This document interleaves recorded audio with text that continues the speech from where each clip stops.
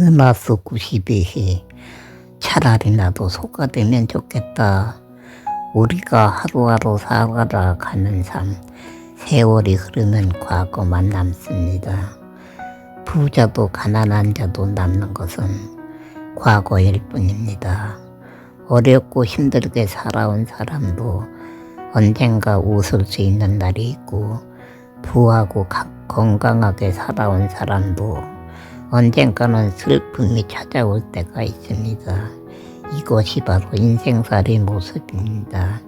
기근이 성공하여 건강한 사람처럼 살고 싶어서 열심히 글을 쓰고 지우기를 했습니다. 그러나 실패했습니다. 8, 9년 글쓰기 했습니다. 세상을 뛰어넘고 싶었지만 마음에 심한 절망만 남았습니다. 나는 이제 모두 끝났다 하고 생각했습니다. 옛 어른들은 사람의 미래는 한 치 앞도 알 수가 없다 하는 말을 많이 했습니다. 그러나 절망에 빠진 기근이는 이제 나는 죽는 일만 남았다 하고 생각했습니다. 마음에 암흑만 남아 살고 싶은 마음을 접어버린 것입니다. 그런데 희한합니다. 사랑의 편지를 쓰는 인생이 된 것입니다. 글쓰기 삶이 망한 것이 아니라 미래의 양약이 된 것입니다. 8, 9년을 헛된 삶을 살았다고 생각하며 후회했는데 미래의 지름길이 된 것입니다. 어느 날 하나님께 붙들렸고 영혼을 살리는 일을 하게 되었습니다. 그러나 순조로운 길은 아니었습니다. 태어나기 전부터 존재했던 보릿고개는 20여 살이 넘어서도 계속됐습니다.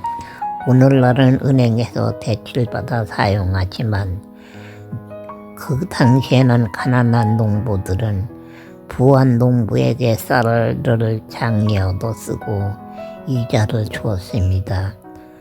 한 가마니 쌀 이자 1년에 3마리입니다. 높은 이자입니다.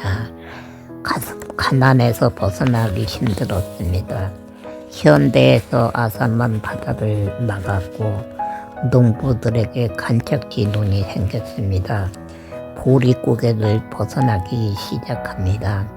그러나 기근이 가정 여전히 궁핍했습니다. 24에서 25살 되던 봄날에 15일 동안 국수로 끼니를 때운 적이 있습니다. 셋째 남동생이 대학에 합격을 하여 식량으로 남겨두었던 쌀 한 가마니를 팔아 해결했기 때문입니다. 그 당시에 쌀 장리빚이 많아서 동네 사람들이 장리를 주지 않아 어쩔 수 없이 쌀을 팔아 해결한 것입니다. 먹고 살기도 힘든데 왜 무리한 것일까요? 그 당시에는 농촌에서 서울 4년제 대학 하늘의 별 따기 내 장학생입니다. 그 당시에 부모님, 밑에 남동생, 막내 고1 남동생이 살았습니다. 밑에 남동생은 객지에 나갔다가 일 좀 도우려고 내려왔습니다. 봄이 오면 겨울에 얼었던 땅이 녹습니다. 산과 들에는 나무와 야생초들이 새싹 피우고 꽃 피웁니다. 새와 볼나비들이 춤을 춥니다. 나무 잡초는 사람처럼 근심 걱정이 없습니다. 비가 오면 오는 대로, 가물면 가무는 대로 꽃 피우고 열매 맺습니다.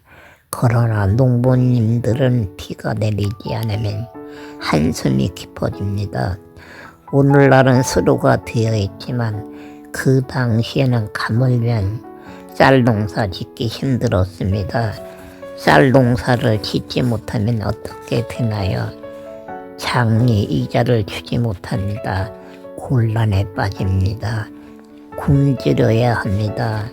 봄이 오면 농부님들은 겨울 동안 방치해 두었던 음물을 손질하고 논둑을 고치며 농사 준비합니다. 손농사 힘겨운 노동입니다. 꼭 보리밥이라도 먹어야 합니다. 쌀 몇 말 판매하여 보리쌀 구매하고 동네 사람들이 일 오면 쌀과 보리쌀을 섞어서 밥을 해주어야 하는데 어려움에 봉착했습니다. 3월 중순 보리 수확하려면 2개월 남았습니다.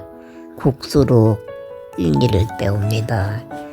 경운기로 퇴비 나르고 논밭 갈아 씨 뿌려야 가을에 수확합니다. 보리밥이라도 먹어야 하는데 부모님도 국수, 남동생도 국수입니다. 빨리 글쓰기 성공하자.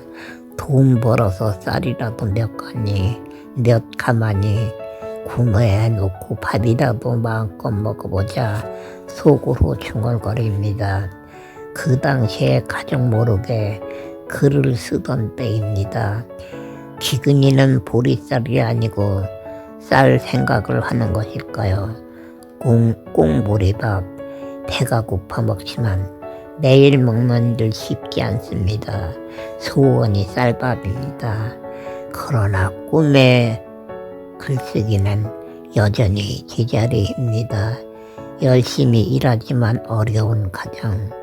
부모님이 나쁜 짓 한 적이 없는 것 같은데 복받지 못하고 가난합니다. 어떻게 열쇠를 풀어야 할지 수수께끼 가정입니다. 다른 가정은 괜찮은데 왜 우리 집만 어려운 것일까? 어디서 누가 돈 다발이라도 아니 쌀이라도 몇 가마니만 가져다 주면 참으로 좋겠다. 때로는 엉뚱한 생각을 해봅니다. 내가 죽으면 식량을 덜 죽낼 텐데, 내가 죽으면 부모님이 덜 고생할 텐데, 나는 왜 죽지 않는 것일까? 죽음을 생각합니다. 살아도 쓸모없는 인생, 한숨만 나옵니다. 죽는 방법이 최선인데 죽지 않는 인생, 늘 부모님에게 죄송합니다. 차라리 나도 소가 되면 좋겠다. 중얼거립니다. 오늘날도 초등 교과서에 사람이 소가 된 이야기가 나오는지 모릅니다. 어느 가정에 아버지, 어머니, 아들이 살았는데 부모님은 바쁘게 농사일하지만 아들은 게으른 핍니다. 낮잠으로 날을 보냅니다. 어느 날 소가 됩니다. 밥 먹고 잠을 잤는데 소가 됩니다. 아들이 소가 된 줄 모르는 부모님, 코를 뚫어 고삐맵니다. 멍에를 내어 눈발 깔고 침 나릅니다. 고통스럽지만 말을 못하는 아들, 밤마다 긴 한숨 쉬며 후회합니다. 열심히 살아보고 싶지만 연약하여 일을 못하는 기근이 소가 되고 싶습니다. 일하는 소가 되면 논밭 갈아주고 돈을 벌 수 있습니다. 부모님에게 효하고 싶습니다. 정말로 밥을 먹고 바로 자면 소가 될 수 있을까 하는 생각에 밥을 먹고 누워서 2, 3일 낮잠을 자보기도 했지만 눈을 떠보면 소가 되어 있지 않습니다. 어느 날 만일 소가 되더라도 나처럼 걷지 못하는 불구자 소가 되면 어떻게 하지? 나처럼 작은 소가 되어 힘이 없어 논밭을 갈지 못하면 어떻게 하지?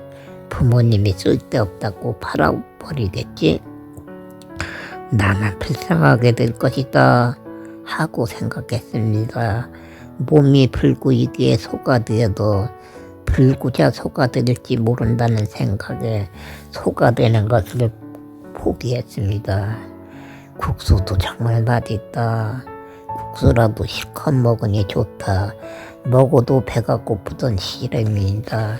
끼니마다 국수를 먹지만 맛있습니다.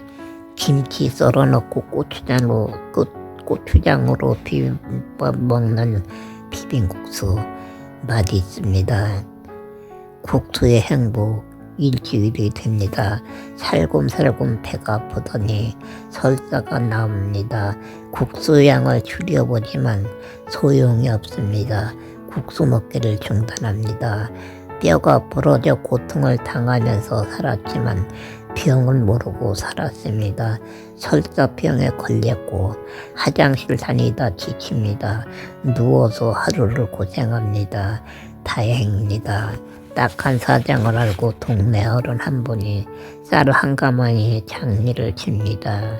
전도사님은 왜 이런 이야기까지 하는 것일까 하고 생각하시는 분도 계실 것입니다.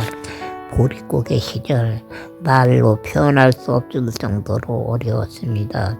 어른도 청소년도 일당 조금 주어도 일하고 푼싹 받았습니다. 그 당시에는 먹고 사는 것이 가장 큰 문제였기 때문입니다. 93위에 계속됩니다.